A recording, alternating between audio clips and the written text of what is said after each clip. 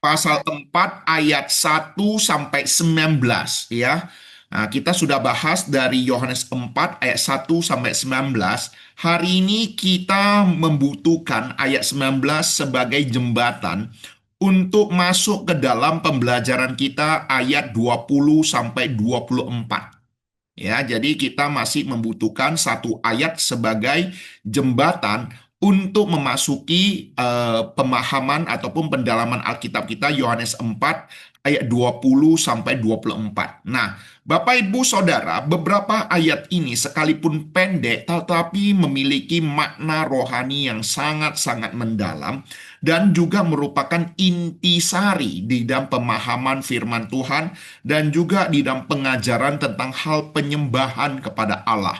Ya, banyak orang ingin menyembah Allah, tetapi menyembah Allah dengan cara manusia. Maka tidak heran banyak orang-orang dalam dunia ini ingin menyembah Allah, menyembah Tuhan, menyembah dewa-dewinya dengan cara manusia, bukan seperti apa yang Tuhan kehendaki. Ya, Bapak Ibu Saudara, pada malam hari ini kita juga akan bersama-sama melihat kebenaran-kebenaran yang penting. Ya, dan saya juga hari ini akan memberitahu pada Bapak Ibu Saudara, salah satu antusias daripada saya pribadi dalam hal mengajar pendalaman Alkitab ini, ya, sebagai informasi posisi saya sekarang di Malaysia, di Penang ya, di Penang karena membawa semu check-up ya, check-up kesehatan. Dan sekarang semu juga sedang berada di hospital.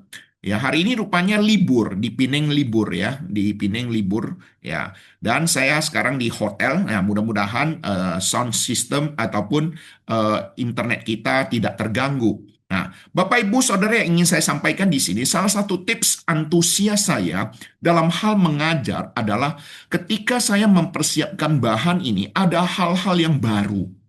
Ya, ada sesuatu hal yang baru.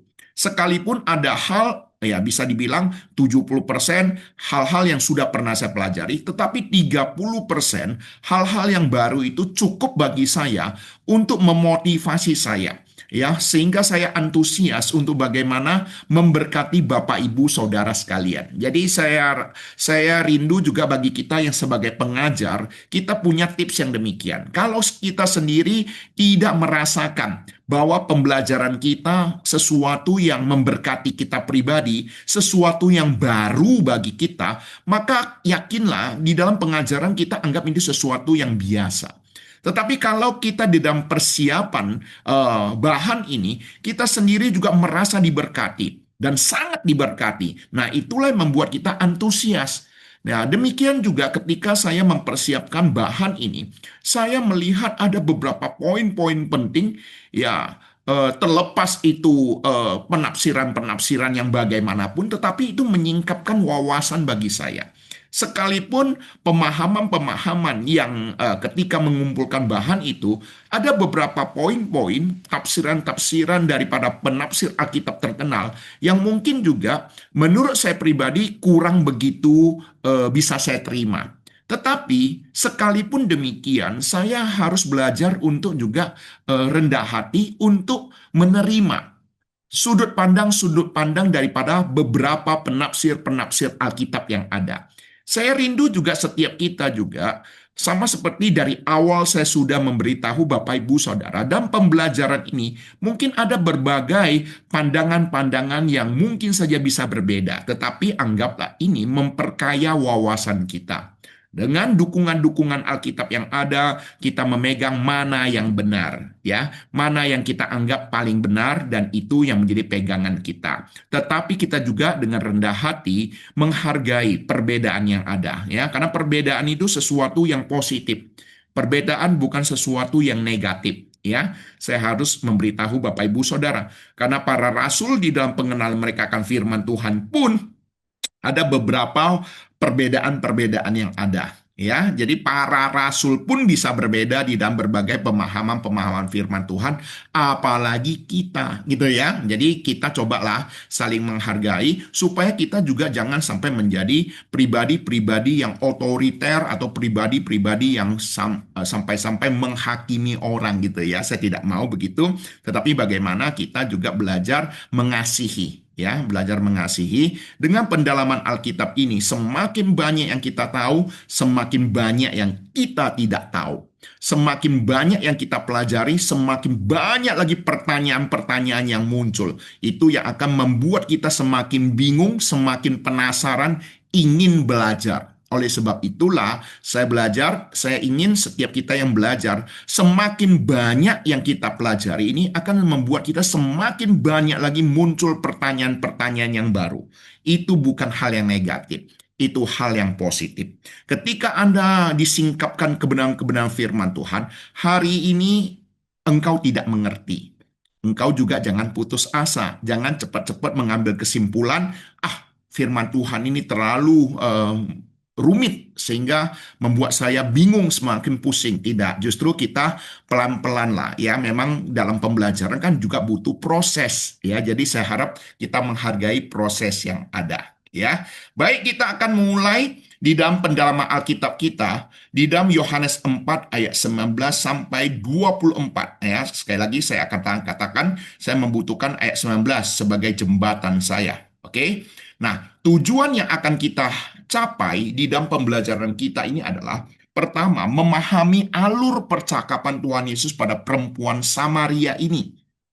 Ya, di mana Tuhan Yesus harus melewati Samaria, ya, berjumpa dengan perempuan Samaria, menanti dia di sumur, berbicara kepada dia dengan meminta air sumur, kemudian membawa dia mengerti tentang air hidup, ya, membuat perempuan Samaria itu tertarik pada air hidup. Nah, setelah perempuan itu tertarik pada air hidup, nah, Tuhan Yesus menyingkapkan hal yang tersembunyi di dalam kehidupan dia. Dan tujuan daripada penyingkapan dosa daripada perempuan Samaria ini bukan untuk mempermalukan dia, melainkan untuk membawa manusia kepada keselamatan di dalam Kristus. Dengan kata lain, ketika perempuan Samaria ini menginginkan tentang air hidup, tentang Yesus Kristus, di sini juga memberikan sebuah pembelajaran rohani bagi kita akan butuhnya pengakuan dosa kita di hadapan Tuhan.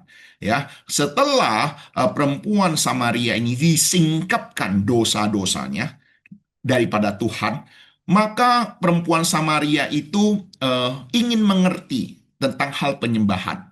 Jadi Bapak Ibu Saudara, di sini saya lebih cenderung mengatakan bahwa perpindahan pembicaraan daripada perempuan Samaria itu dari hal pribadi dia ke hal rohani, penyembahan tentang penyembahan di gunung ataupun di Yerusalem, itu bukan pengalihan isu ya, tetapi ini adalah sebuah hal yang positif menurut saya ya.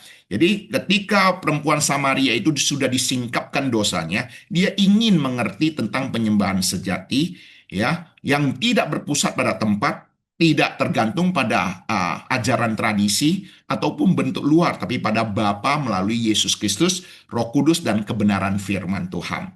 Nah, kemudian melalui pembelajaran ini kita juga pribadi, aplikasinya dalam kehidupan kita untuk memeriksa ibadah kita sehari-hari. Apakah kita juga beribadah lahir dari hati yang diperbaharui, yang berpusat pada Yesus Kristus. Jadi ingat, setiap pembelajaran kita ini ada aplikasi-aplikasi yang bisa kita sama-sama renungkan dan juga menjadi pembelajaran juga di dalam kehidupan kita dalam memberitakan Injil.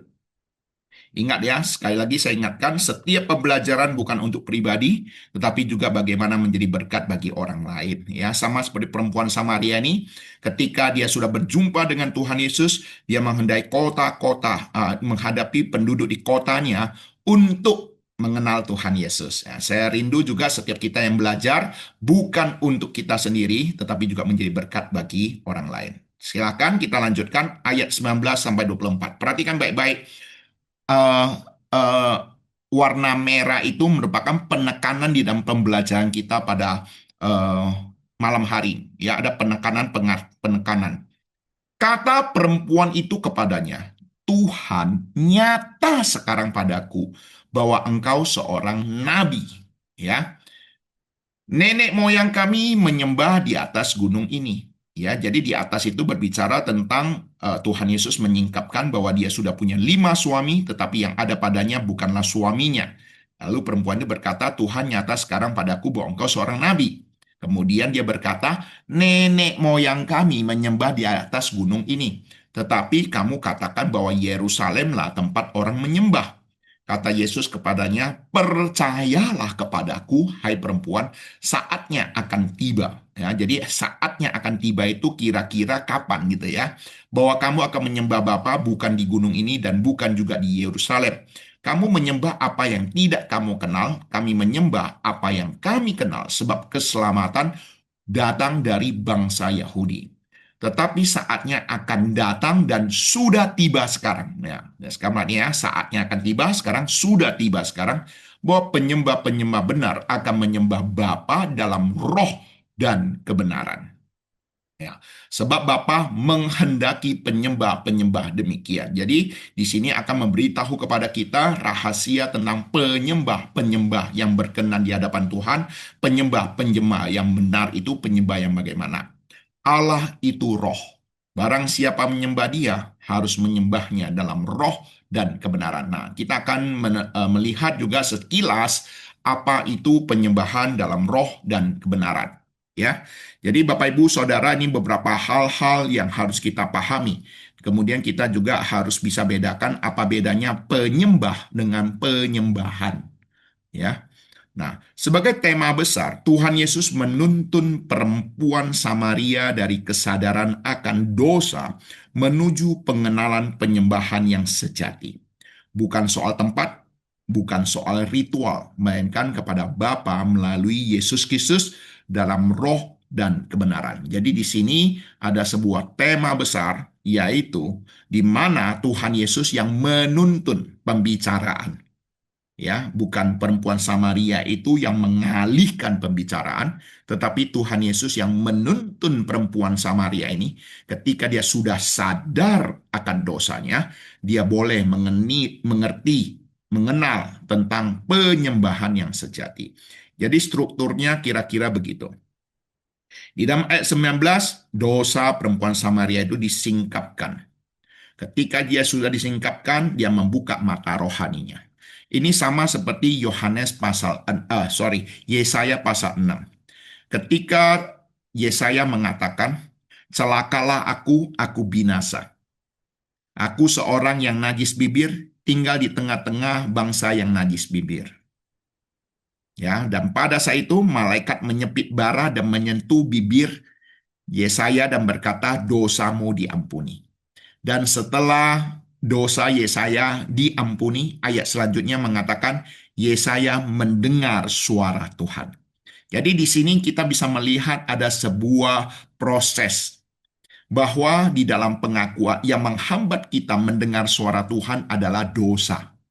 Yang bukan tidak mungkin, yang membuat kita sulit mengerti kebenaran, sulit mendengar suara Tuhan adalah dosa. Dan di sini memberikan sebuah pemahaman yang sama juga bagi perempuan Samaria ini.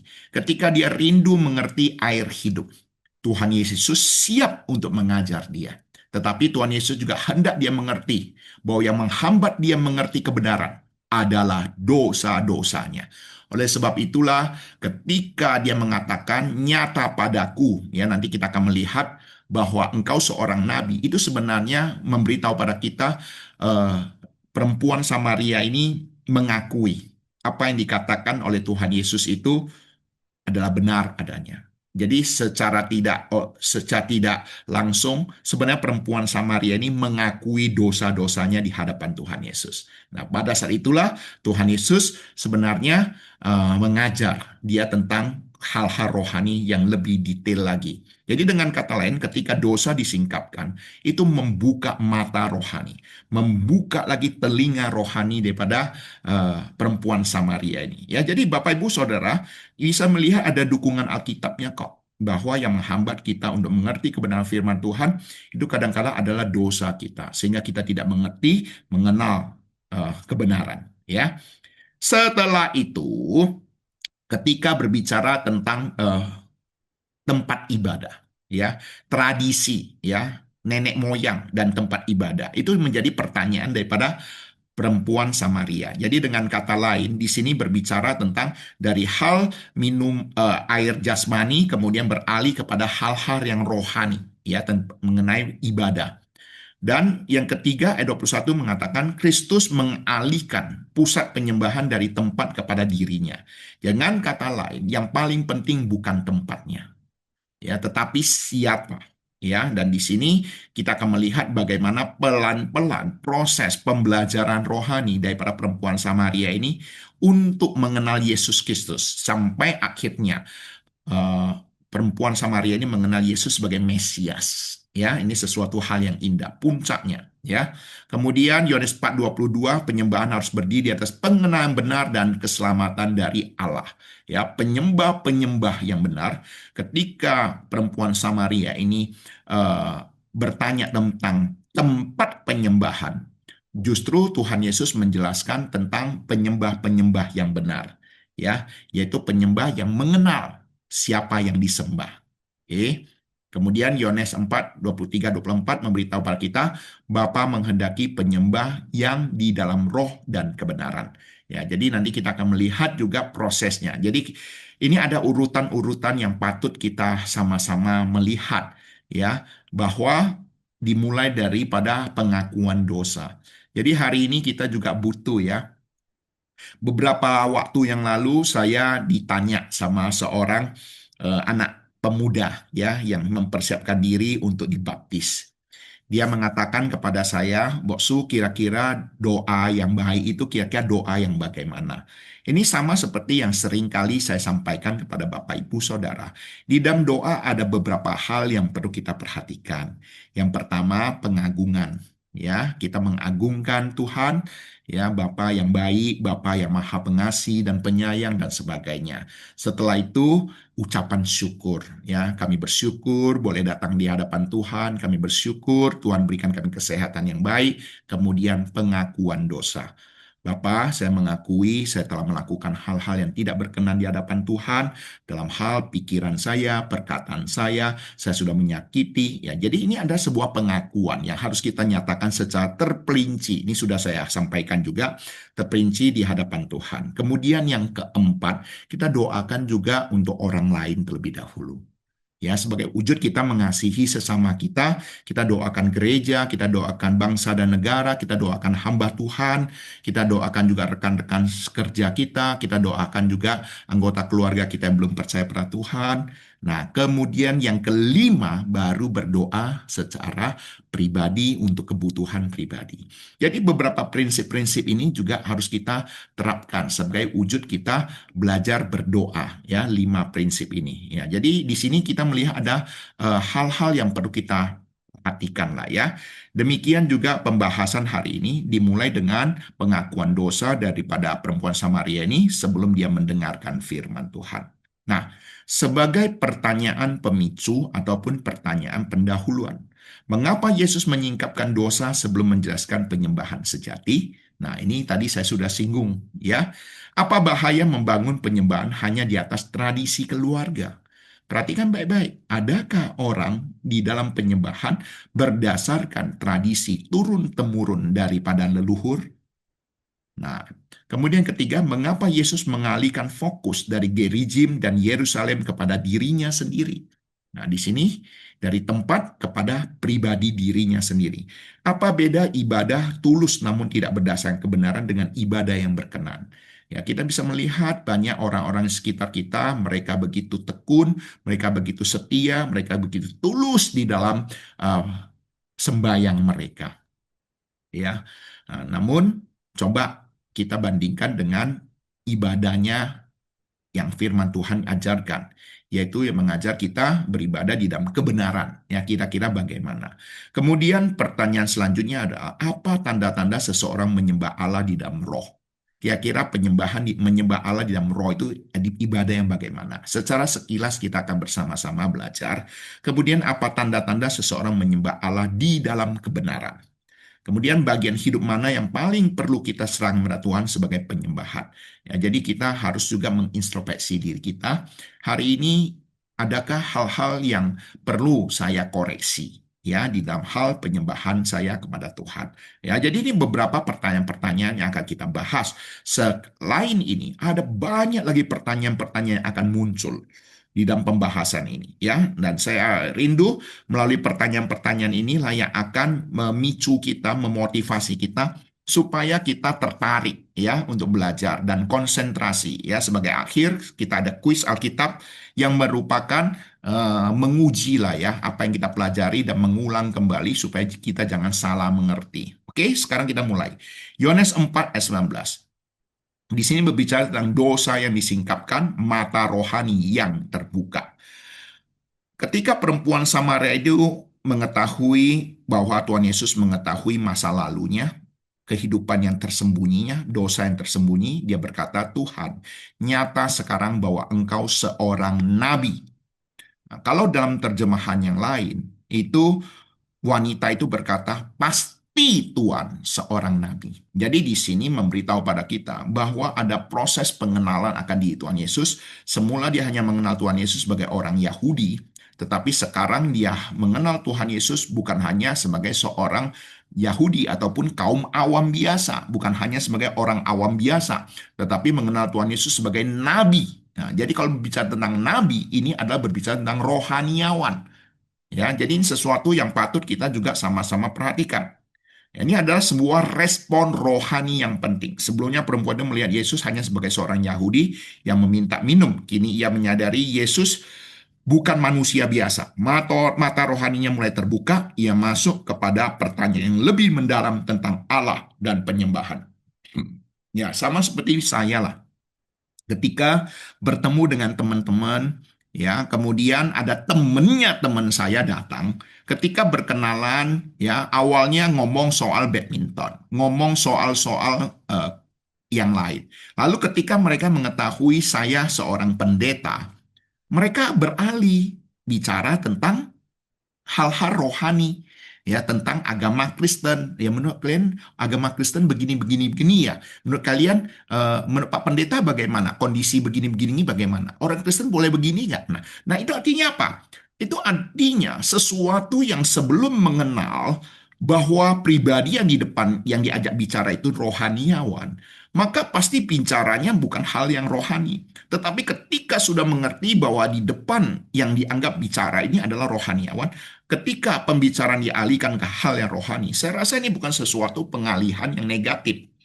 Saya lebih cenderung melihat ini sesuatu hal yang positif. Ya, jadi Bapak Ibu Saudara dikasih Tuhan, ini sesuatu juga hal yang indah. Ya, nah ini juga adalah salah satu fungsi penting dari hukum Taurat. Sebelum Tuhan Yesus datang ke dalam dunia, Allah terlebih dahulu memberikan hukum Taurat. Ini sudah saya sampaikan berulang-ulang kali. Hukum Taurat diberikan supaya manusia dapat, saya ulangi, hukum Taurat bukan diberikan supaya manusia dapat menyelamatkan dirinya melalui ketaatan, melainkan supaya manusia mengenal dosa dan menyadari bahwa dirinya tidak sanggup memenuhi standar kekudusan Allah. Jadi hukum Taurat tidak menyelamatkan. Hukum Taurat diberikan kepada manusia bukan supaya manusia bisa taat melakukan hukum Taurat. Tidak. Justru melalui hukum Taurat, manusia mengenal dia orang berdosa dan tidak sanggup memenuhi standar kekudusan daripada Allah. Minggu lalu kita sudah jelaskan, hukum Taurat adalah seperti cermin. Cermin hanya bisa menunjukkan kekotoran yang ada di wajah kita, tetapi cermin tidak dapat membersihkannya. Demikian juga dengan hukum Taurat yang hanya dapat menunjukkan dosa manusia, tapi tidak dapat menghapus dosa. Hukum Taurat menyatakan manusia berdosa, tetapi hanya Kristus yang sanggup menyelamatkan manusia dari dosa. Jadi di sini nanti kita akan melihat hubungan hukum Taurat dengan kasih karunia. Karena itu hukum Taurat memiliki dua tujuan utama.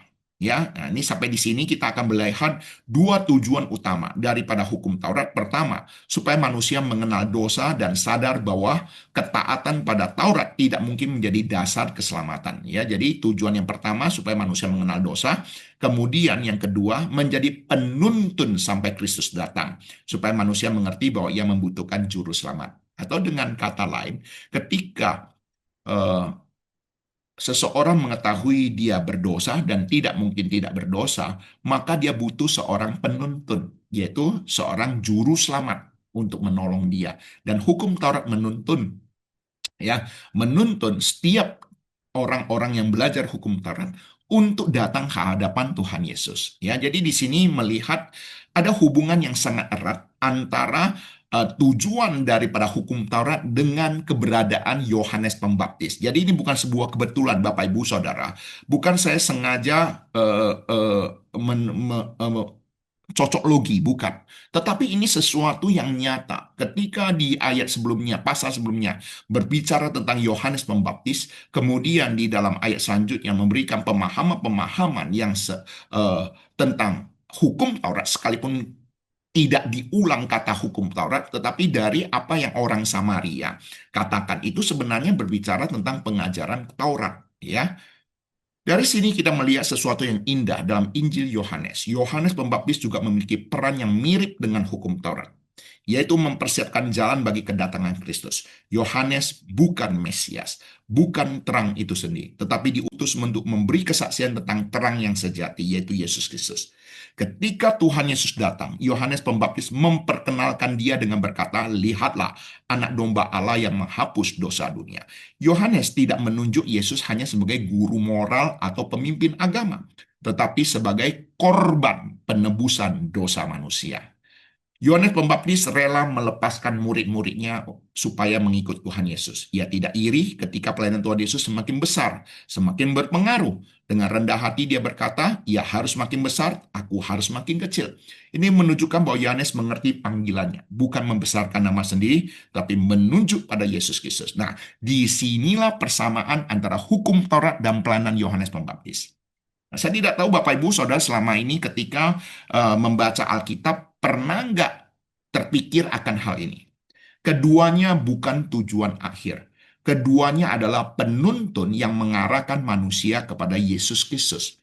Hukum Taurat menyingkapkan dosa manusia dan menunjukkan bahwa manusia membutuhkan Yesus Kristus sebagai juru selamat.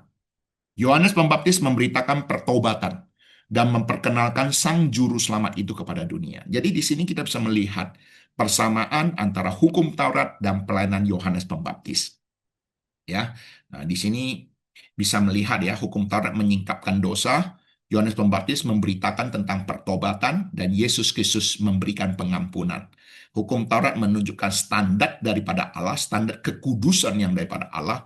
Yohanes menunjuk pada Yesus anak domba Allah, ya. Kemudian Yesus Kristus menggenapi standar itu. Kemudian hukum Taurat tidak bisa menyelamatkan. Yohanes Pembaptis juga bukan juru selamat. Yesus Kristuslah satu-satunya juru selamat. Hukum Taurat itu sebagai cermin yang hanya menunjukkan kotoran yang ada. Yohanes Pembaptis juga hanya bisa berseru di padang gurun, tetapi Yesus Kristus itu sendiri adalah terang yang sejati. Jadi di sini kita bisa melihat ada perbedaan-perbedaan yang ada. Ya, hukum Taurat Yohanes Pembaptis hanya sebagai penuntun sampai pada Yesus Kristus hadir. Oke, Bapak Ibu Saudara, ini sebuah kebenaran yang sungguh indah, ya. Maka ketika Tuhan Yesus menyingkapkan dosa perempuan Samaria, dia sedang melakukan karya anugerah. Ia membongkar luka yang tersembunyi bukan untuk menghancurkannya, tetapi untuk menyembuhkannya. Ia menyingkapkan dosa bukan untuk mempermalukannya, tetapi untuk membawanya kepada air hidup yang sejati. Ya, jadi di sini ada sebuah jembatan yang luar biasa yang Tuhan Yesus lakukan, ya, melalui penyingkapan akan kelemahan daripada perempuan Samaria ini, dan Tuhan Yesus mengarahkan supaya perempuan Samaria ini mengerti ya tentang kebenaran yang sesungguhnya. Dan ini adalah pola karya Injil. Injil tidak menutupi dosa manusia. Jadi dengan kata lain, ketika kita berbicara tentang Injil, itu bukan berarti kita menutupi dosa, mengabaikan dosa. Tidak, Injil membutuhkan pengakuan dosa. Ya, Injil tidak menutupi dosa manusia, tapi juga tidak berhenti pada penghukuman. Injil menyingkapkan dosa supaya manusia berhenti membenarkan diri dan datang pada Yesus Kristus untuk mengampuni, memulihkan, dan memberi hidup yang baru. Bapak, Ibu, Saudara, coba pikir baik-baik. Ada bedanya nggak pengakuan dosa dan pengampunan dosa? Ketika kita mengakui dosa kita di hadapan Tuhan, dengan minta pengampunan dosa daripada Tuhan. Kira-kira ada bedanya tidak? Pengakuan dosa adalah sebuah pengakuan dosa dari manusia kepada Tuhan. Pengampunan dosa adalah tindakan Allah kepada manusia. Oleh sebab itulah, ketika kita mengerti bahwa Tuhan sudah mengampuni dosa kita, mati di atas kayu salib, kita harus juga mensyukuri untuk segala dosa-dosa kita yang sudah Tuhan ampuni. Pengakuan dosa sesungguhnya mengingatkan kepada kita, jangan terus-menerus hidup di dalam dosa. Ya, jadi ini sesuatu hal yang penting untuk kita sama-sama pahami. Ya, baik sekali. Ya, terima kasih. Ya, sekarang kita lanjutkan lagi. Menariknya ketika dosa yang tersembunyi itu disingkapkan, mata rohani perempuan Samaria ini mulai terbuka. Sebelumnya ia hanya melihat Yesus sebagai seorang Yahudi biasa yang meminta minum padanya. Tapi setelah Yesus menyatakan hal yang sangat pribadi dan tersembunyi dalam hidupnya, dia berkata, Tuhan, nyata sekarang padaku bahwa engkau seorang nabi. Kalimat ini menunjukkan bahwa perempuan Samaria itu mulai menyadari bahwa Yesus bukan manusia biasa. Dalam terjemahan lain, kalimat ini dapat dipahami sebagai Tuhan, pasti engkau seorang nabi. Artinya ia mulai mengakui bahwa perkataan Yesus benar, bahwa Yesus memiliki pengetahuan ilahi, dan bahwa Yesus sedang berbicara bukan hanya sebagai seorang asing, melainkan sebagai utusan Allah yang menyatakan kebenaran. Ya, jadi Bapak Ibu Saudara bisa melihat alurnya begitu indah. Ya, sungguh sesuatu. Ini sesuatu yang kalau tidak di PA pasti sulit sekali untuk menjelaskan hal-hal yang bersifat detail ini. Ya, jadi berbahagia kita yang bisa mengikuti eh, pendalaman Alkitab. Justru ya, memang hal pendalaman Alkitab ini tidak semenarik khotbah. Khotbah bisa pakai ilustrasi ini, ilustrasi itu, ya. Nah, tetapi pendalaman Alkitab ini kita tertarik kepada hal-hal detail, kebenaran-kebenaran detail yang disingkapkan. Jadi kalau kita benar-benar haus dan lapar akan firman Tuhan, maka kebenaran-kebenaran yang bersifat detail inilah yang membuat kita antusias untuk belajar, tertarik untuk belajar, ya. Maka perkataan engkau seorang nabi bukan sekedar pujian biasa. Ini adalah respon rohani pertama dari perempuan Samaria ketika hidupnya disingkapkan oleh Tuhan. Ia tidak lagi berdebat tentang status sosial, suku, ataupun perbedaan Yahudi dan Samaria. Ia mulai dibawa masuk pada pertanyaan yang lebih mendalam, yaitu tentang Allah dan penyembahan yang benar. Dengan kata lain, ketika mata rohani seseorang mulai dibukakan, ia tidak hanya sadar akan dosanya, tapi juga mulai rindu mengenal Allah yang benar. Karena itu, setelah mengakui Yesus sebagai nabi, perempuan Samaria ini langsung membawa percakapan pada hal penyembahan. Ya, jadi Bapak Ibu Saudara, Anda bisa melihat alur cerita ini ya. Ya, alur yang terjadi ya. Yang tadi sudah saya sampaikan seperti ya, ketika saya berteman dengan teman-teman ya, mereka semula yang belum mengenal saya sebagai pendeta mungkin tidak akan berbicara tentang hal rohani. Tetapi ketika mereka sudah mengenal saya sebagai pendeta, mereka bisa saja bertanya hal-hal yang berhubungan dengan kekristenan. Ya, jadi ini sesuatu hal yang wajar. Hal ini menunjukkan bahwa penyingkapan dosa oleh Tuhan bukanlah akhir dari percakapan, melainkan awal dari pemulihan. Tuhan menyingkapkan dosa bukan untuk menghancurkan, tetapi membawa manusia pada penyembahan yang sejati. Dengan demikian, perempuan Samaria ini sesungguhnya bukan sedang mengalihkan pembicaraan dari masa pribadi dia yang tersembunyi pada hal rohani. Justru oleh karena ia telah mengenal siapa yang ada di depannya, maka itulah ia rindu mengerti hal-hal rohani. Kalau mau lebih tepatnya adalah Tuhan Yesuslah yang menuntun perempuan Samaria ini ya dari dosa yang disingkapkan kepada hal rohani dalam hal penyembahan kepada Tuhan. Ya, jadi ini bukan sesuatu yang berbicara tentang hal yang negatif di mana perempuan Samaria ini berusaha mengalihkan percakapan. Ya, bukan. Ya, tetapi ini sesuatu hal yang positif. Sebagai aplikasi praktis di dalam Yohanes 4 ayat 19, jangan takut ketika firman Tuhan menegur dosa kita. Teguran Tuhan bukan menghancurkan, melainkan untuk menyembuhkan. Ketika Anda mendengar firman Tuhan, dengar khotbah dari pendeta, kami kan nggak tahu kan, kalian masalah kalian apa, dosa kalian apa. Kadang-kala kami juga nggak tahu.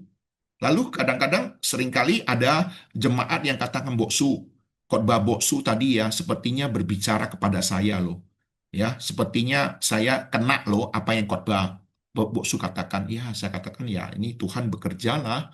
Ya, saya juga kan nggak tahu masalah dia secara pribadi. Ya, kemudian waktu dia dengar khotbah dia katakan sepertinya khotbah yang saya sampaikan itu tentang dirinya. Ya, itu yang positif. Ya, kalau misalnya ada yang negatif karena boksu kenapa sindir saya, nah, gitu mungkin yang negatifnya begitu ya. Tapi ya coba berpikir yang positif lah ya. Kadang-kala kami hamba Tuhan kan juga nggak tahu masa pribadi kalian. Tetapi satu hal kalau kalian merasa ditegur dosa kalian, anggaplah itu sesuatu hal yang positif untuk memulihkan kalian. Kemudian orang yang sungguh disentuh Tuhan tidak hanya merasa bersalah, tapi mulai rindu mengenal Allah dengan benar. Dengan kata lain, ketika Anda sudah ditegur oleh firman Tuhan, dosa-dosa yang kalian lakukan, jangan anggap itu sesuatu yang negatif. Wah, aneh kok main ke gereja lah, ya, bok sukong wae, misalnya begitu. Gak usah, ya, anggaplah ini sesuatu hal yang positif, membuat kita semakin lagi mengenal Allah, mengenal kebenaran, mengenal firman Tuhan, ya. Kemudian dalam pelayanan perlu menyampaikan kebenaran tentang dosa dengan kasih, bukan dengan sikap menghakimi. Tujuannya adalah membawa orang pada Kristus. Nah, ini berbicara pada kita juga. Kalaupun kita sudah tahu ada orang-orang ini kedapatan berdosa, janganlah kita juga menghakimi, tetapi dengan kasih bagaimana supaya orang ini dipulihkan. Ya, kami hamba Tuhan juga banyak ya mengetahui kadang-kadang orang-orang tertentu ini punya punya eh, dosa-dosa, ya bahkan tersembunyi kadang-kadang dosa yang disingkapkan. Lalu kadang-kadang kami sebagai pendeta juga harus belajar bijaksana. Ada majelis yang tanya, ada orang yang tanya, kami tidak bisa langsung beritahu. Kadang-kadang kami hanya bisa katakan, ya, kamu percayalah, kami pendeta pasti tidak akan sembarangan melakukan. Ya, saya pernah dimarahin seorang majelis dari Jakarta, dia telepon marah-marah pada saya ketika saya memperlakukan seorang hamba Tuhan yang sebenarnya punya masalah. Ya, lalu dia katakan, "Kenapa saya melakukan demikian?" Saya katakan, "Oh, kamu percaya pada saya lah. Saya terhadap hamba Tuhan tidak akan sembarangan." Kemudian akhirnya ketika orang tahu masalah yang sesungguhnya, baru mereka mengerti, oh rupanya begini. Ya, jadi Bapak Ibu Saudara, kadang-kadang kami hamba Tuhan pun ya sulit sekali ya ketika mengetahui ada kondisi-kondisi tertentu dan ketika melakukan disiplin gereja terhadap orang-orang tertentu.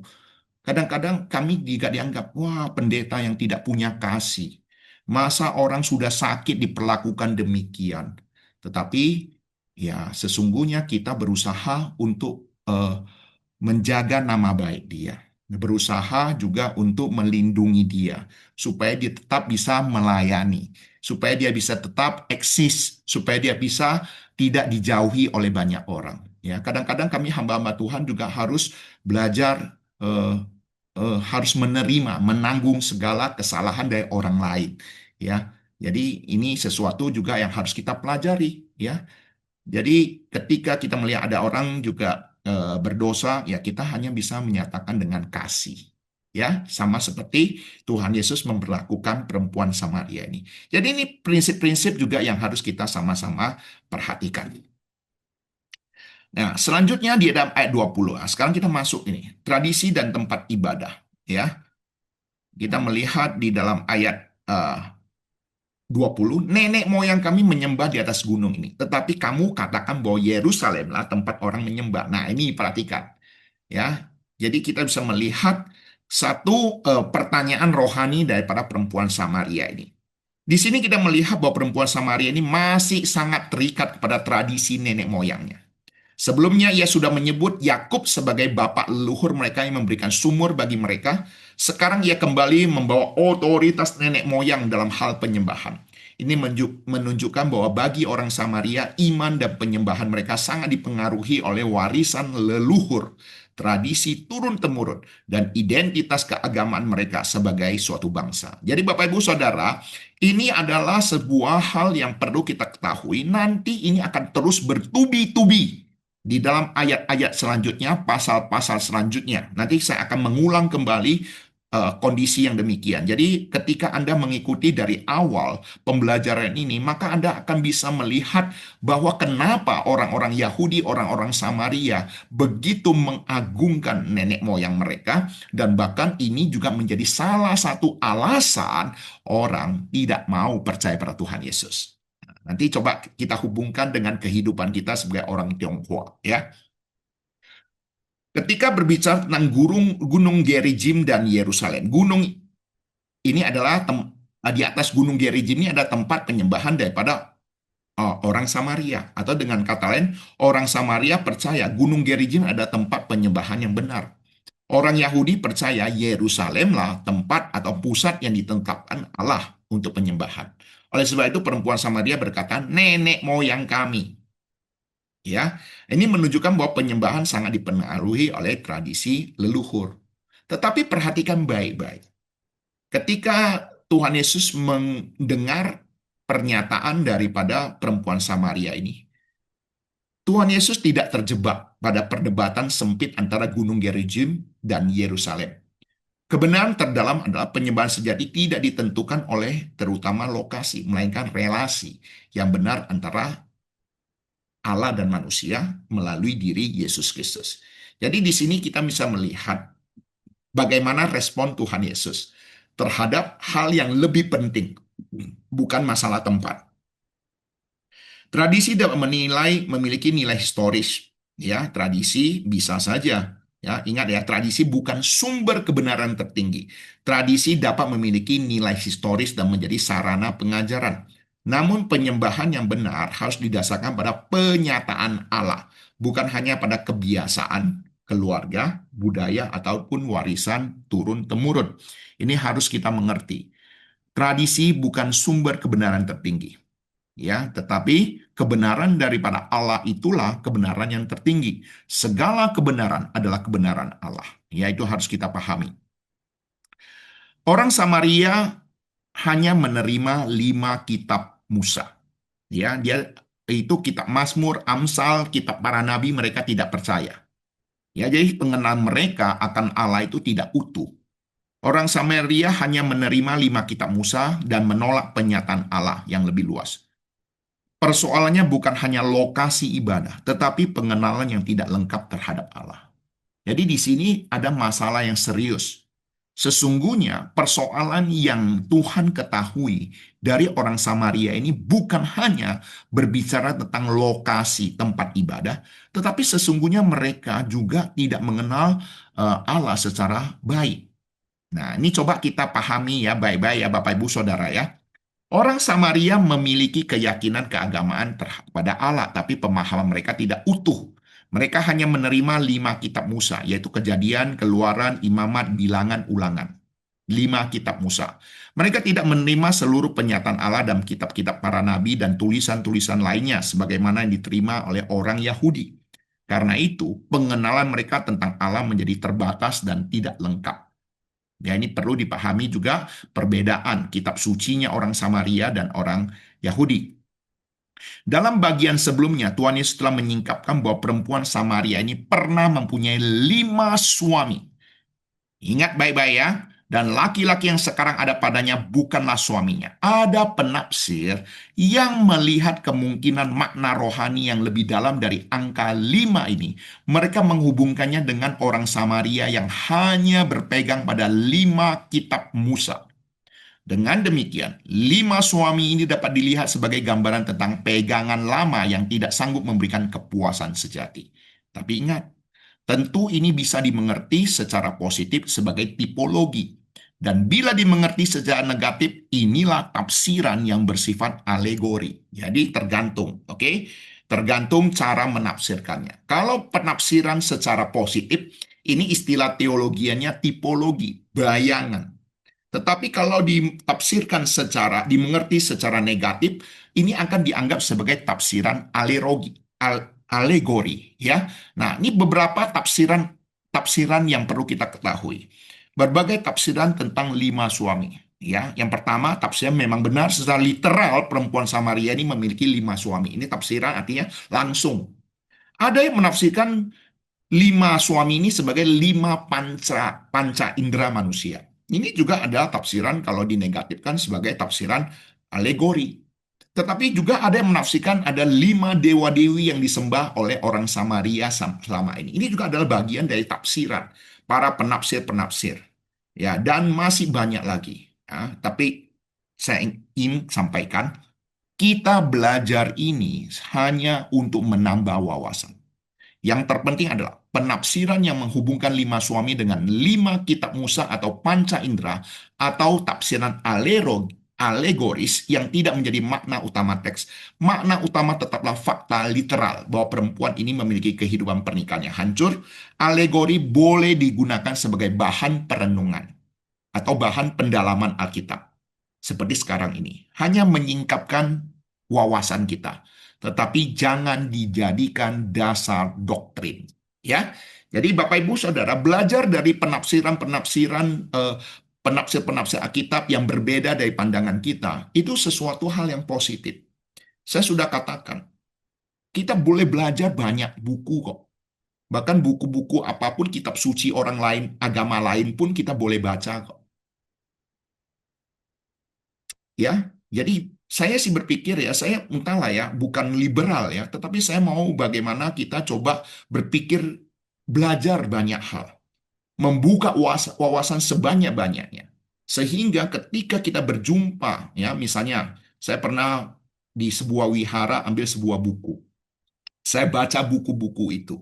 Dan ketika saya membaca buku itu, saya mendapatkan sesuatu inspirasi untuk bagaimana memberitakan Injil kepada saudara-saudara kita di sana. Ataupun saudara-saudara kita yang beragama bukan Kristen. Jadi Bapak Ibu Saudara, saya sih berpikir ini sesuatu yang positif. Ya, jangan terlalu katak dan tempurung. Jangan berpikir saya hanya baca Alkitab, yang lain saya tidak perlu baca. Saya hanya baca buku tertentu saja yang saya tahu penulisnya terkenal, penulisnya bisa dipertanggungjawabkan. Lalu buku-buku yang lain tidak mau baca, nanti mencemarkan pikiran saya. Saya sih berpikir ya kalau mau pikirkan negatif ya bisa saja, tetapi kalau saya sih melihat berpikirlah positif untuk menyingkapkan, membuka wawasan, dan bahkan juga memberikan sebuah peluang bagi kita untuk memberitakan Injil kepada orang-orang yang ya bertentangan dengan pemahaman kita. Ya, Tuhan Yesus akan membawa perempuan ini pada kebenaran yang jauh lebih mendalam. Penyembahan yang sejati tidak lagi berpusat pada tempat tertentu, melainkan pada Allah yang disembah dalam roh dan kebenaran. Dengan kata lain, Tuhan Yesus sedang mengarahkan perempuan Samaria ini dari penyembahan yang terikat pada tempat, tradisi, dan identitas suku menuju penyembahan yang berpusat pada Allah melalui Yesus Kristus. Maka pertanyaan perempuan Samaria ini bukan sekedar pertanyaan tentang lokasi penyembahan. Ini adalah pintu masuk kepada pengajaran Tuhan Yesus tentang hakikat penyembahan yang sejati. Jadi Bapak Ibu Saudara, sebenarnya apa yang saya sampaikan seperti apa yang Tuhan Yesus ajarkan. Perbedaan yang ada itu bukan sesuatu yang negatif, tetapi ini adalah sebuah pintu masuk kepada pengajaran yang sesungguhnya. Jadi ini loh kenapa saya katakan saya mengizinkan kita belajar banyak hal. Ya, belajar banyak hal, belajar dari perbedaan yang ada, ini juga sebagai peluang kita atau dalam bahasa lain pintu masuk bagi kita untuk memberitakan kebenaran yang sejati. Ya, Tuhan Yesus tidak datang hanya memperbaiki cara ibadah manusia, tetapi juga membawa manusia berdosa kembali pada Allah, supaya mereka dapat menyembah Bapa dengan hati yang telah dipulihkan oleh anugerah. Ya, jadi Bapak Ibu Saudara, sampai di sini Anda bisa melihat sesuatu yang indah sekali di dalam pendalaman Alkitab kita. Ya, sebagai aplikasi, jangan menjadikan tradisi keluarga atau bentuk ibadah sebagai dasar utama kebenaran. Tradisi yang dimaksud juga bukan berarti tradisi leluhur dalam perbedaan agama. Tradisi Kristen juga. Jika ada tradisi-tradisi Kristen yang ada, yang turun-temurun, itu jangan jadikan kebenaran. Kebenaran yang sesungguhnya adalah Alkitab. Dulu ada tradisi gereja mengatakan tidak boleh pakai organ, tidak boleh pakai keyboard. Nah, Bapak Ibu Saudara, ini juga jadi tradisi yang negatif gitu loh, ya. Itu bukan kebenaran, ya. Jangan ya, kalau dulu saya masih ingat lagi juga, wah, ibadah jangan angkat tangan, jangan tepuk tangan. Ini tradisi gereja. Tetapi itu bukan kebenaran, itu harus bisa dibedakan. Kemudian hormati warisan rohani, tetapi jangan gantikan otoritas Kristus sebagai kebiasaan turun-temurun. Warisan rohani yang baik kita harus hargai, tetapi jangan menjadikan sesuatu kebenaran yang melampaui otoritas Kristus. Ya. Kemudian pertanyaan penting, apakah saya sungguh mengenal Allah yang saya sembah? Itu jauh lebih penting. Ya, pengenalan akan Allah yang benar itu jauh lebih penting ya daripada hal-hal yang bersifat tradisi, ya. Kemudian ayat yang ke-21, kata Yesus kepadanya, "Percayalah kepadaku, hai perempuan, saatnya akan tiba bahwa kamu akan menyembah Bapa bukan di gunung ini dan bukan juga di Yerusalem." Ya, jadi ini adalah sebuah pernyataan daripada Tuhan Yesus meresponi pertanyaan daripada perempuan Samaria ini.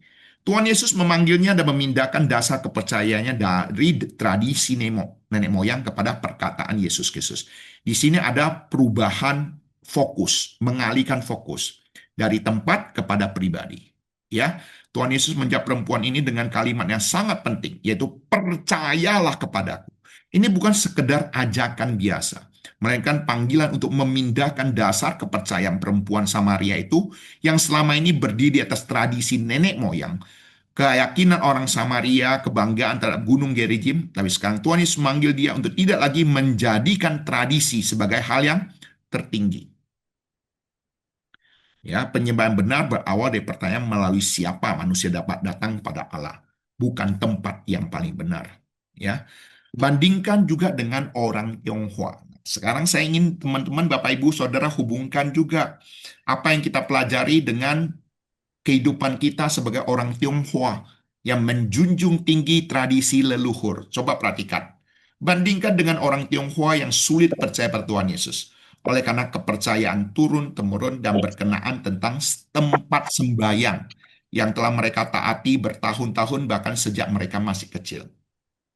Dengan kata lain, tidak heran salah satu kesulitan terbesar orang Tionghoa percaya pada Tuhan Yesus adalah salah satu alasannya adalah berkenaan tentang tempat sembahyang.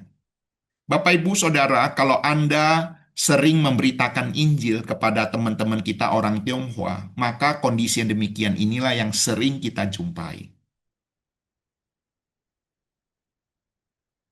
Kalau Anda merasa ini sesuatu yang tidak pernah Anda jumpai, bukan tidak mungkin Anda tidak pernah memberitakan Injil. Tetapi ini sesuatu yang nyata, Bapak, Ibu, Saudara. Salah satu tantangan orang-orang Tionghoa untuk percaya Tuhan Yesus adalah lebih menjunjung tinggi tradisi, leluhur, dan tempat sembahyang. Saya tidak tahu apakah Anda setuju apa yang saya katakan, tetapi ini sebuah realita yang kita jumpai di tengah-tengah masyarakat, khususnya orang-orang kita Tionghoa. Seolah-olah Tuhan Yesus juga berkata kepadanya, "Jika engkau sudah mengakui aku sebagai nabi, maka dengarkanlah perkataanku. Percayalah kepadaku. Jangan hanya berpegang pada apa yang diwariskan oleh nenek moyangmu. Percayalah kepada penyataan Allah yang sekarang sedang datang kepadamu melalui aku." Di sini kita melihat peralihan yang sangat besar. Perempuan Samaria membawa persoalan penyembahan pada perdebatan lama, yaitu Gunung Gerizim atau Yerusalem, tradisi Samaria atau tradisi Yahudi. Tapi Tuhan Yesus membawa dia pada pusat yang lebih tinggi, yaitu dirinya sendiri sebagai penyataan Allah yang sempurna. Jadi di sini juga sebenarnya Bapak, Ibu, Saudara, di dalam pemberitaan Injil kita, di dalam keseharian kita, kita tidak bisa terlepas juga. Ada orang yang mengajak kita berdebat. Dan kalau kita terpancing di dalam hal perdebatan itu, maka perdebatan itu tidak akan habis-habisnya. Ya, saya seringkali mengatakan, ketika ada orang mengatakan kita harus percaya pada Hong Shui. Nah, Hong Shui juga adalah tradisi turun-temurun. Saya tidak mengatakan Hong Shui itu ada atau tidak.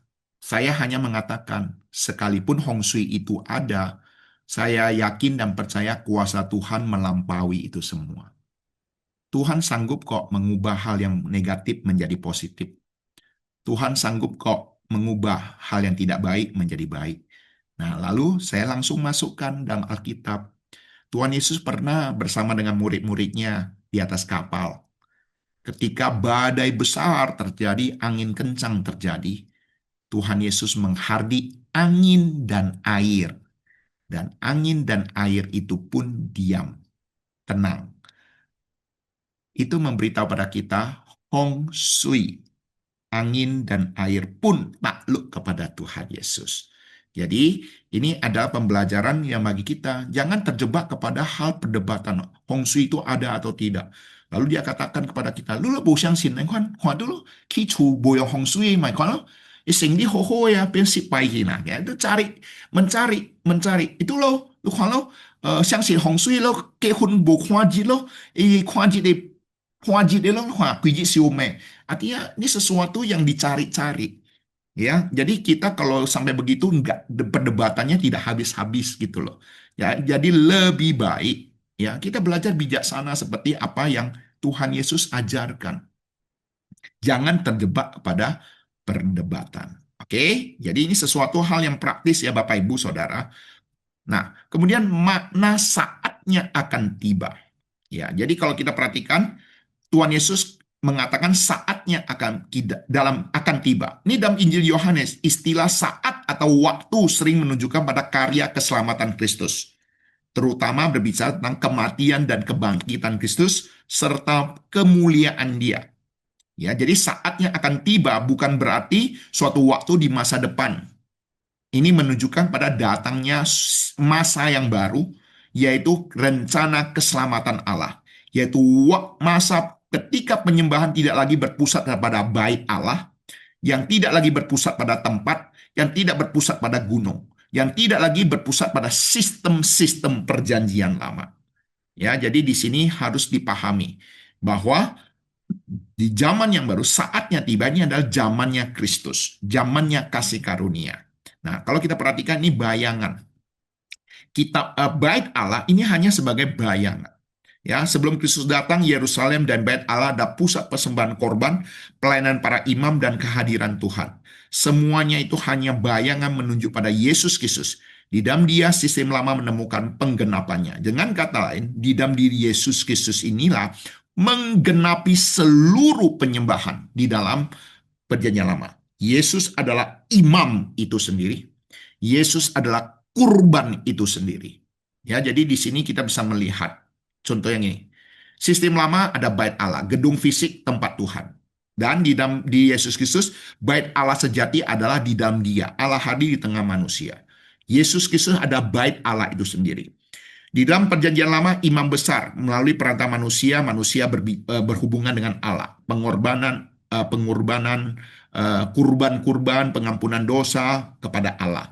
Imam besar sejati dalam diri Yesus Kristus, dan Yesus Kristus sebagai perantara kepada Allah. Dan kurban hewan yang dilakukan berulang kali di zaman perjanjian lama, sistem lama, tetapi korban sejati kematian sekali untuk selama-lamanya. Ya, pengampunan Tuhan Yesus satu kali, pengorbanannya satu kali untuk selama-lamanya. Tidak lagi perlu berulang-ulang kali. Jadi disinilah tiba waktunya. Perubahan sistem yang ada. Ya. Dan di dalam Kristus semua boleh datang. Orang berdosa dapat datang pada Bapa dimanapun ia berada. Tanpa Kristus, tempat yang paling religius sekalipun tidak sanggup membawa manusia pada Allah. Dengan kata lain, Yesus Kristus sebagai jembatan, sebagai perantara antara Allah dan manusia yang berdosa, dimanapun berada. Ya, jadi kalaupun di dalam bait yang sesuci apapun, kalau bukan melalui Yesus Kristus, itu juga sesuatu yang negatif. Ya, artinya sesuatu yang tidak mungkin bertemu dengan Allah. Karena pertemuan yang sesungguhnya hanya melalui Yesus Kristus. Artinya dengan kata lain, jalan satu-satunya hanya melalui Yesus Kristus. Sebagai aplikasi ibadah sejati dan tempat anugerah. Ibadah sejati dimulai dari iman pada Yesus Kristus, bukan kebanggaan pada gedung atau tradisi. Jadi hari ini kita juga harus ingat bahwa di dalam penyembahan kita di dalam gereja, bukan kita mengagungkan gedung gereja kita ataupun tradisi turun-temurun kita, tetapi melalui Yesus Kristus. Jangan merasa lebih rohani karena bentuk ibadah tertentu, yang terutama adalah hati yang benar. Atau dengan kata lain, bukan tata cara ibadah yang paling penting, tetapi bagaimana dengan hati yang benar. Gereja harus menjadi tempat anugerah. Jangan membangun tembok kesombongan rohani. Terimalah orang berdosa yang hancur dan haus yang mau datang pada Tuhan. Ya, jadi dengan kata lain, gereja adalah rumah sakit untuk menampung orang-orang berdosa untuk dibawa ke hadapan Tuhan Yesus. Ya, jadi sesuatu hal yang sangat penting. Kontras yang sangat dahsyat. Nah, coba perhatikan baik-baik ya. Ini sesuatu yang bagi saya juga hal yang baru, tetapi saya merasa ini sesuatu yang sangat-sangat baik. Ya, kontras yang sangat dahsyat dalam seluruh sistem teologi adalah antara hukum Taurat dan Injil anugerah. Karena ini adalah kunci dari percakapan perempuan Samaria, yaitu yang mengandalkan kitab Taurat yang kemudian beralih pada Yesus Kristus, kasih karunia. Perhatikan baik-baik. Ya, perempuan Samaria yang selama ini lebih menjunjung 5 kitab Taurat, 5 kitab Musa, kemudian dialihkan untuk percaya pada Yesus Kristus di dalam kasih karunia. Perhatikan baik-baik ya ini ya. Akhir daripada kitab Taurat, kematian di depan pintu. Coba perhatikan, akhir daripada kitab Taurat, Ulangan pasal 34. Ya, Kejadian, Keluaran, Imamat, Bilangan, Ulangan pasal terakhir. Musa adalah pahlawan terbesar perjanjian lama. Dia berbicara dengan Allah berhadapan muka. Dia membelah Laut Merah. Dia menerima 10 hukum. Tetapi di akhir kitab kelima daripada hukum Taurat, Allah berkata pada Musa, engkau akan mati di gunung itu, dan akan dikumpulkan kepada kaum leluhurmu. Musa naik ke Gunung Nebo, melihat tanah perjanjian dari kejauhan, lalu mati, dan tidak ada seorang pun yang tahu di mana kuburnya. Dengan kata lain, kitab Taurat diakhiri dengan kematian pemimpinnya, yaitu Musa. Sebagai pesan teologi, hukum Taurat adalah penuntun. Ya, ini dukungan Alkitabnya. Galatia 3:24. Hukum Taurat adalah penuntun bagi kita sampai pada Yesus Kristus datang, supaya kita dibenarkan karena iman. Hukum Taurat hanya sanggup membawa manusia sampai kepada tepi jurang keselamatan. Tetapi hukum Taurat tidak sanggup menyeberangkan kita. Sama seperti Musa, pemimpin yang membawa hukum Taurat. Mengajar hukum Taurat hanya bisa membawa orang sampai tepi penyeberangan ke tanah Kanaan, tetapi tidak sampai ke tanah Kanaan. Musa mati di luar tanah Kanaan. Jika cerita berakhir di Ulangan pasal 34, maka manusia tetap berada di bawah kutuk dosa. Tidak ada kepastian, hanya usaha yang gagal. Ya, ini masih bisa perhatikan baik-baik Bapak Ibu Saudara, coba mencernanya dengan baik. Perhatikan, Musa tidak masuk ke tanah Kanaan atau tanah perjanjian. Bukan sekedar oleh karena kesalahan Musa. Tetapi ini adalah gambaran kelemahan seluruh umat manusia tidak mungkin taat sempurna pada hukum Tuhan. Bahkan pemimpin yang menerima hukum Tuhan pun tidak sanggup menaati dengan sempurna. Sebab itulah Musa tidak bisa masuk ke tanah Kanaan oleh karena ia tidak sanggup taat kepada hukum Tuhan dengan sempurna. Sebab itulah Yosua yang menggantikan Musa yang akan memimpin. Yosua adalah tipologi daripada Yesus Kristus. Jadi Bapak Ibu Saudara coba bayangkan ya, kenapa Musa tidak diizinkan masuk ke tanah perjanjian? Bukan sekedar oleh karena kesalahan yang dia lakukan satu kali itu, bukan. Tetapi coba bayangkan, Musa adalah seorang pemimpin bangsa Israel waktu itu, seorang rohaniawan waktu itu, yang memiliki hukum Taurat, dan diizinkan masuk ke tanah perjanjian. Pasti kebenarannya menjadi berbeda. Tapi di sini memberitahu kepada kita bahwa hukum Taurat tidak akan membawa orang kepada tanah perjanjian. Tidak. Ini adalah tanah perjanjian, Kanaan itu juga adalah sebuah tipologi, bayangan tentang keselamatan, tentang surga. Ya, akhir dari Injil. Nah, bandingkan dengan kitab Injil. Akhir dari kitab Injil adalah kebangkitan. Sekarang bandingkan dengan Injil. Yesus juga naik ke gunung, yaitu Golgota. Tetapi di sana dia tidak mati sebagai korban kegagalan. Dia mati sebagai korban yang menang. Dan yang terpenting, Injil tidak berakhir di kayu salib. Injil berakhir di taman pekuburan yang kosong dengan batu yang sudah digulingkan dan kain kafan yang tertinggal. Jika Taurat diakhiri dengan kematian pemimpinnya, Injil diakhiri dengan kebangkitan pemimpinnya. Itu adalah bukti bahwa korban Yesus diterima dan hutang dosa kita sudah lunas. Yesus tidak mati di padang gurun, dia bangkit dan naik ke surga, masuk ke dalam tanah perjanjian yang sesungguhnya, yaitu surga, dan dia mengajak kita bersamanya. Jadi Bapak Ibu Saudara bisa melihat, ini sesuatu yang indah Bapak Ibu Saudara. Anda perbandingkan dengan hukum Taurat, dengan kasih karunia di dalam diri Yesus Kristus, tentang Injil. Oke? Nah, sekarang kaitannya dengan perempuan Samaria di sumur apa? Perempuan Samaria adalah orang yang hidup di akhir Taurat. Seumur hidup dia mengikuti aturan Musa, tetapi ternyata 5 aturan kitab itu tidak pernah bisa memberinya kehidupan. Dia haus, dia mati secara rohani. Tetapi Yesus datang kepadanya. Yesus ingin memberi perempuan itu sebuah akhir cerita yang baru, bukan akhir yang berhenti pada kematian, tetapi akhirnya melompat kepada kebangkitan. Ketika perempuan itu meninggalkan timbanya dan pergi ke kota untuk bersaksi, dia sedang menjalani hidup kebangkitan. Dia sudah tidak terikat lagi oleh masa lalu yang kelam. Maut rohani telah dikalahkan oleh percakapannya dengan mempelai pria. Jadi sesuatu yang happy ending, Bapak Ibu Saudara. Ya, kalau kitab Taurat sad ending, kematian daripada pahlawannya Musa, tetapi kalau kita melihat Injil itu happy ending akhirnya. Dan di dalam kisah daripada perempuan Samaria ini juga happy ending, Bapak Ibu Saudara. Nanti kita akan mengulang kembali, Bapak Ibu Saudara, ya kan belum berakhir ini ya. Jadi sesuatu hal yang sangat-sangat indah, Bapak Ibu Saudara. Kemudian ayat 22, penyembahan harus berdiri di atas pengenalan yang benar. Artinya bukan asal ada. Ya, jadi kita menyembah Tuhan, ya kita harus menyembah sesuai dengan kehendak Tuhan. Jangan menyembah Tuhan dengan cara manusia.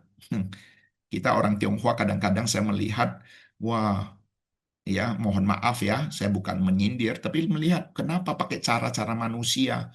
Ya, cumi suhe tengah, cumi suhe bon-bona.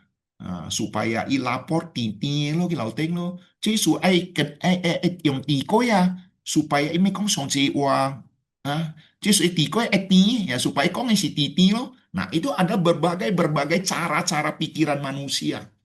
Ya, mohon maaf ini harus saya sampaikan karena ini adalah sebuah cerita tradisi leluhur. Saya dulu bukan dari keluarga Kristen, tapi pemahaman-pemahaman inilah yang saya terima Bapak Ibu Saudara. Ya, jadi apa? Ya, menyembah Allah dengan cara manusia. Kamu menyembah apa yang tidak kamu kenal, kami menyembah apa yang kami kenal. Sebab keselamatan datang dari bangsa Yahudi. Ini Yohanes 4 ayat 22. Ya, jadi setelah Tuhan Yesus menjelaskan penyembahan yang sejati tidak lagi bergantung pada Gunung Gerizim atau Yerusalem, Tuhan Yesus membawa perempuan Samaria ini untuk mengerti yang lebih mendasar, lebih mendalam, yaitu tentang siapa yang disembah. Mengenal siapa yang disembah. Ungkapan kamu menyembah apa yang tidak kamu kenal. Orang Samaria mengenal sebagian penyataan Allah melalui kitab Musa. Tapi pengenal mereka tidak utuh karena mereka menolak bagian Alkitab lainnya. Mereka tidak percaya kitab Mazmur, kitab-kitab nabi-nabi lainnya. Akibatnya penyembah mereka tidak berdiri di atas seluruh kebenaran yang Allah nyatakan. Ya, jadi ini salah satu alasan kenapa Tuhan Yesus mengatakan demikian. Kamu menyembah apa yang tidak kamu kenal. Nah, mereka tulus menyembah, mereka rajin, mereka saleh di dalam ibadah mereka. Tapi ingat, ketulusan saja tidak cukup. Seseorang bisa tulus, tetapi bila menyembah Allah menurut imajinasi dia, perasaan dia, atau tradisi manusia, penyembahannya dapat menyimpang. Penyembahan yang benar harus lahir dari pengenalan yang benar akan Allah sebagaimana ia menyatakan dirinya. Jadi pengenalan akan Allah pun bukan bersumber daripada diri, bukan dari manusia, tetapi dari Allah sendiri. Saya sudah pernah katakan, dulu tetangga saya, setiap hari Kamis dia sembahyang dengan bawa pisang itu loh. Ya, lalu saya bertanya kepada dia, Acim, sembahyang pakai bahasa apa? Lalu dia bilang, ya pakai Hokkien Walo, yang Hokkien Walo. Lalu saya tanya dia kembali, Cima, apa i Hokkien Wa? Acim itu kembali tanya saya, loh, apakah IBO Tia Hokkien Wame? Karena setahu saya, yang hari Kamis yang disembayang pakai pakai pisang, pakai kemenyan itu bukan dari tradisi orang Tionghoa. Namanya saja orang sudah ngerti tahu. Benar? Tetapi coba perhatikan baik-baik. Dia sudah dari muda sembahyang sampai tua. Lalu ditanya, apakah ia Hokin? Wah, dia tanya saya juga nggak bisa jawab. Maksud saya juga mau tanya dia justru tanya saya. Ya, jadi artinya apa? Saya waktu di Tiongkok ya, waktu sekolah ya, saya juga bersama teman-teman rekreasi ke satu tempat-tempat yang lain. Dan ketika yang saya khawatir adalah ketika mereka melihat ada dupa di sana, mereka ikut sembahyang. Lalu saya tanya, kamu tahu nggak nih dewa apa? Nggak tahu. Lalu kok sembah? Itu banyak orang sembah ya, kami ikut sembah. Nah, jadi Bapak Ibu Saudara, ini sesuatu juga yang sama seperti perempuan Samaria ini. Menyembah apa yang tidak dikenal. Bukan tidak mungkin di dalam eh, kehidupan kita sekeliling kita kan melihat begitu banyaknya dewa-dewi yang ada. Ketika ditanya, ini siapa? Kadang-kadang nggak tahu. Ini hanya ya papa, akong, ama, ane kon pai, meco, ane kon pai lo. Ingat ya Bapak Ibu Saudara, saya tidak mau tidak adil. Ini juga terjadi bagi kita orang Kristen. Banyak orang juga mengatakan dia Kristen, menyembah Tuhan Yesus, tapi tidak mengenal siapa itu Tuhan Yesus. Bahkan salah mengerti tentang Tuhan Yesus. Ini peringatan juga bagi orang kita, orang Kristen. Ya, ingat ya, saya harus bersifat adil ya, Bapak Ibu Saudara ya. Ini bukan hanya tertuju pada orang non-Kristen, tapi ini juga tertuju pada orang Kristen. Yesus menurut keinginan kita, menganggap Yesus pemberi berkat, penolong saat susah, pembuat mujizat, tokoh agama yang baik. Kita selalu menganggap Yesus itu demikian. Tetapi menurut Alkitab, Yesus adalah anak Allah, sang firman yang menjadi manusia. Dia adalah juru selamat manusia. Dia adalah raja dari segala raja, satu-satunya jalan kepada Bapa. Ya, jadi ini harus kita ingat bahwa Yesus Kristus itu bukan hanya sebagai pribadi yang memenuhi keinginan daging kita, bukan. Tapi kita harus ingat loh, keberadaan Yesus Kristus bertujuan utama untuk hal rohani kita. Ya, saya selalu memberikan perumpamaan demikian. Apa fungsi utama dari telinga? Kalau engkau katakan fungsi telinga sebagai gantungan kacamata, ya, sebagai gantungan kacamata. Ya, kalau saya katakan telinga sebagai gantungan kacamata, salah tidak? Ya, tidak salah. Tetapi fungsi utama telinga itu bukan gantungan kacamata. Fungsi utama daripada telinga itu adalah untuk mendengar. Demikian juga Tuhan Yesus bisa saja memenuhi kebutuhan jasmani kita, menyembuhkan orang sakit. Tetapi tujuan utama Yesus Kristus datang ke dalam dunia bukan untuk itu, tetapi untuk memberitakan keselamatan, untuk memberitakan Injil Kerajaan Allah bagi kita. Itu harus kita bedakan. Hal primer dan yang sekunder. Oke. Nah, berbicara tentang keselamatan yang datang dari bangsa Yahudi, ini bukan sebuah kesombongan etnis. Allah memilih Israel memberi perjanjian, hukum Taurat, para nabi, dan Mesias. Ini berasal dari bangsa Yahudi. Puncaknya Yesus Kristus lahir dari bangsa Yahudi, namun melalui Kristus keselamatan dibuka bagi segala bangsa. Ya, memang keselamatan mulai dari bangsa Yahudi, tapi untuk segala bangsa. Nah, sebagai aplikasi ayat 22, jangan puas hanya dengan aktivitas ibadah. Kejarlah pengenalan yang benar akan Allah melalui firman-Nya. Ya, jadi kita juga jangan hanya berhenti pada ibadah, tetapi pengenalan yang benar. Kita perlu belajar firman Tuhan, semakin mengenal Allah. Ibadah yang benar lahir dari keselamatan yang benar. Kita menyembah karena telah menerima anugerah keselamatan. Ini bukan sebaliknya. Kita beribadah bukan untuk memperoleh keselamatan. Tetapi kita sudah tahu bahwa kita sudah diselamatkan, maka kita harus bagaimana beribadah sesuai dengan kehendak Tuhan. Semakin kita mengenal Kristus dengan benar, semakin dalam dan sehat penyembahan kita. Inilah aplikasi yang harus kita kenal. Semakin kita mengenal Kristus, semakin kita mengerti kehendaknya, semakin benar pula kita menyembah Kristus. Jadi ini sesuatu hal yang harus kita sama-sama pahami. Ya, ini di dalam ayat 22. Ayat 23, saatnya akan datang dan sudah tiba sekarang bahwa penyembah-penyembah benar akan menyembah Bapa dan Roh dan kebenaran. Sebab Bapa menghendaki penyembah-penyembah demikian. Ya, jadi di sini juga berbicara tentang Allah menghendaki penyembah yang benar, yaitu penyembah di dalam roh dan kebenaran. Nah, kembali di sini dikatakan, saatnya akan datang dan sudah tiba sekarang. Ya, jadi perhatikan, di sini ada kata akan datang dan sudah tiba sekarang. Zaman baru sudah mulai hadir karena Yesus sendiri sedang berdiri di hadapan perempuan Samaria. Tidak semua bentuk penyembahan otomatis berkenan pada Allah. Coba perhatikan kata waktu di sini. Saatnya akan datang dan sudah tiba sekarang. Ini coba bandingkan dengan perkataan Yohanes Pembaptis terhadap diri Yohanes Pembaptis. Maaf, kepada diri Tuhan Yesus. Sebutan daripada ataupun proklamasi daripada Yohanes Pembaptis tentang diri Tuhan Yesus. Lihatlah, anak domba Allah yang menghapus dosa dunia. Sebenarnya waktu itu Tuhan Yesus sudah mati di atas kayu salib belum? Kan belum. Tetapi sesungguhnya waktu itu Yohanes Pembaptis sudah menyatakan saatnya akan datang dan sudah tiba sekarang. Ini kondisi yang sama terjadi ya di dalam hal beribadah kepada Tuhan. Ya, saatnya akan datang dan sudah tiba sekarang. Artinya apa? Mulai saat itu sudah ada sebuah sistem yang baru. Ya. Jadi ini sesuatu yang harus kita pahami. Nah, bagaimana mengerti menyembah dalam roh? Ini berbicara tentang karya Roh Kudus, bukan lagi manusia. Manusia berdosa tidak sanggup menyembah sendiri atau tidak bisa menyembah dengan caranya sendiri. Roh Kudus yang membuka mata rohani kita, melahirbarukan kita, dan memampukan kita datang kepada Bapa. Ya, dengan kata lain, penyembahan yang benar ini adalah karya Roh Kudus, pimpinan Roh Kudus. Dan hati yang diperbaharui, menyembah dari hati yang tadi hidupkan, sadar akan anugerah dan merendah di hadapan Allah. Kemudian lebih dalam suasana hati, bukan sekedar emosi yang meluap-luap. Emosi boleh terlibat, tapi ibadah dalam roh berarti dipimpin oleh Roh Kudus, bukan dikendalikan oleh perasaan.